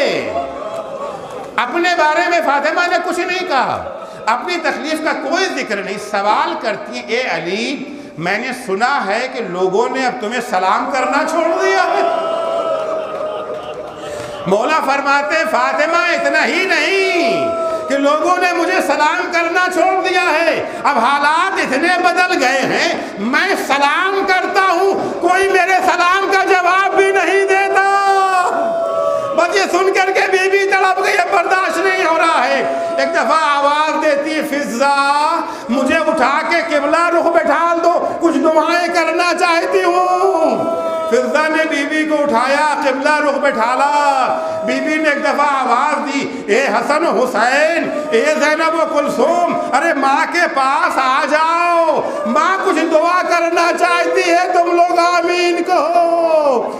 اے عزیزو، اگر میں فاطمہ کی دعاؤں کا جملہ بیان نہ کروں تو شاید کوئی یہ سمجھے گا فاطمہ بیمار ہے، شفا کی دعا کرنا چاہتی ہیں۔ نہیں عزیزو، عجب دعا فاطمہ نے کی ہے، اپنے دونوں ہاتھوں کو اٹھا کے کہتی ہیں، الہی عجل وفاتی سریہ، خدا مجھے جلدی سے موت دے دے، اب یہ دنیا رہنے کے لائق نہیں ہے۔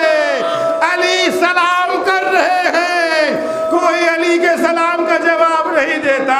جی چاہتا ہاتھ جوڑ کے کہو بی بی یقیناً بہت بڑی مصیبت ہے، علی مظہر اوصاف خدا ہے، علی سلام کرے، کوئی علی کے سلام کا جواب نہیں دیتا۔ لیکن بی بی ابھی آپ نے اتنا ہی تو سنا ہے نا، یہ تو آغاز مصائب ہے۔ آپ نے فقط اتنا سنا کہ علی کے سلام کا جواب نہ ملا۔ ارے علی کو کسی نے بھی پتھر نہیں مارا ہے، کسی نے تلوار اور تیر نہیں برسائے ہیں، آپ نے علی کو لہو لہان نہیں دیکھا۔ بی بی ذرا عصر عاشوراء کربلا میں آ کے ثانی زہرا کو سنبھال لیجئے گا، زینب نے کیسے برداشت کیا ہوگا۔ 1900 ہزار تنے چاک چاک پر، الا لعنت اللہ علی قوم الظالمین وسيعلم الذين ظلموا أي منقلب ينقلبون۔ بارے اللہ